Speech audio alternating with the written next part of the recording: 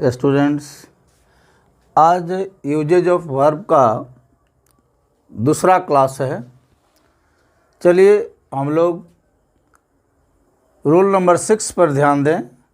When two singular nouns are joined by and expresses the same thing the verb must be singular. Verb क्या होगा? Singular होगा। जैसे में देखें, bread and water is a rich food. देखें, bread भी singular है और बटर भी सिंगुलर है। ये दोनों एंड से जुड़ गया है, लेकिन यह सेम चीज़ का बोध कराता है, वह एक ही चीज़ का बोध कराता है, वह फूड का बोध कराता है। इसलिए यहाँ सिंगुलर वर्ब का प्रयोग हो गया, सिंगुलर वर्ब का प्रयोग हुआ। नेक्स्ट एग्जाम्पल में देखें, राइस एंड करी is my favourite food. Rice भी सिंगुलर अनकाउंटेबल नाउन है, करी भी सिंगुलर अनकाउंटेबल नाउन है। सिंगुलर नाउन है और यह भी सिंगुलर नाउन है। ये दोनों मिलकर के एंड से जुड़ गया है और एक ही चीज़ का बोध कराता है, वह फूड का कराता है। इसीलिए वर्ब क्या हो गया? सिंगुलर वर्ब हो गया, यहाँ पर सिंगुलर वर्ब। नेक्स्ट रूल में देखें, इफ डिस्ट्रीब्यूटिव प्रोनाउन और indefinite pronoun is used in the beginning of the sentence the verb should be singular. यदि किसी वाक्य में डिस्ट्रीब्यूटिव प्रोनाउन या इंडेफिनिट प्रोनाउन वाक्य के शुरू में हो तो वर्ब सिंगुलर होगा। जैसे देखें, ईच बॉय इज प्लेइंग। इसमें देखें, ईच क्या है? ये डिस्ट्रीब्यूटिव प्रोनाउन है। डिस्ट्रीब्यूटिव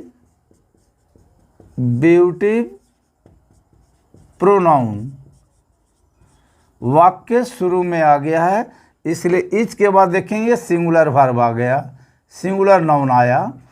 ये डिस्ट्रीब्यूटिव प्रोनाउन है। ईच बॉय इज प्लेइंग, यहाँ सिंगुलर वर्ब आ गया। देखें, इज आया। Someone has done his work. Someone क्या है? इंडेफिनिट प्रोनाउन है। इंडेफिनिट ये प्रोनाउन है। वाक्य शुरू में इंडेफिनिट प्रोनाउन समवन आया है, इसलिए इसके साथ सिंगुलर वर्ब का प्रयोग हैज का हुआ है। ये सिंगुलर वर्ब है। नेक्स्ट रूल में देखें, inseparables like trousers, spectacles, pyjama, tongs, scissor, shoes, etc. are plural and hence plural verbs are used with them. But when a pair of is used before them, singular verbs are used.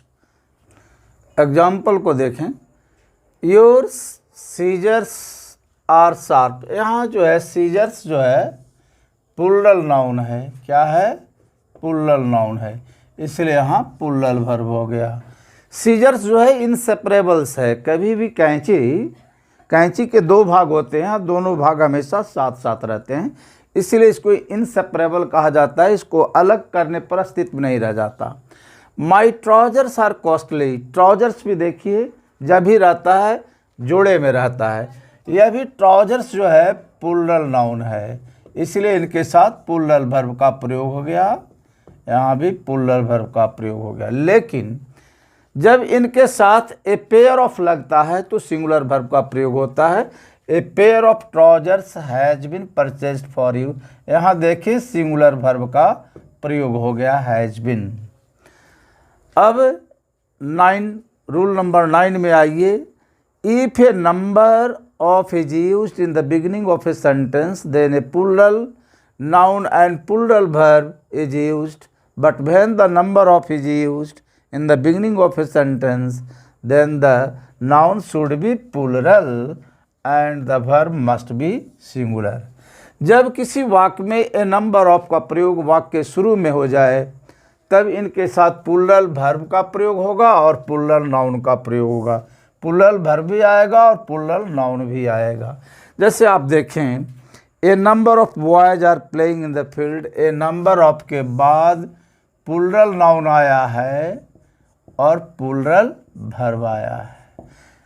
लेकिन the number of के बाद plural noun अवश्य आया है, लेकिन singular verb का प्रयोग हो गया है, इज का प्रयोग हो गया, क्योंकि ए नंबर ऑफ से अनिश्चित संख्या का बोध होता है, द नंबर ऑफ से निश्चित संख्या का बोध होता है।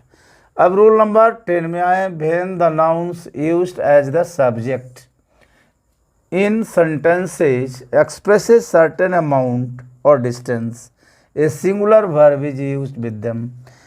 जब नाउन्स सब्जेक्ट्स के रूप में प्रयोग हो वाक्य में और निश्चित अमाउंट का बोध कराए, सर्टेन अमाउंट का बोध कराए या सर्टेन डिस्टेंस का बोध कराए, तो सिंगुलर वर्ब का ही प्रयोग होगा। जैसे देखें, 100 rupees is not a big sum, 100 रुपये एक बड़ी रकम नहीं है। यहाँ 100 रुपीज़ है, देखने में लग रहा है कि ये प्लूरल है, लेकिन सो क्या कर रहा है, एक निश्चित सम का बोध कराता है, इसलिए यहाँ सिंगुलर वर्ब का प्रयोग हुआ।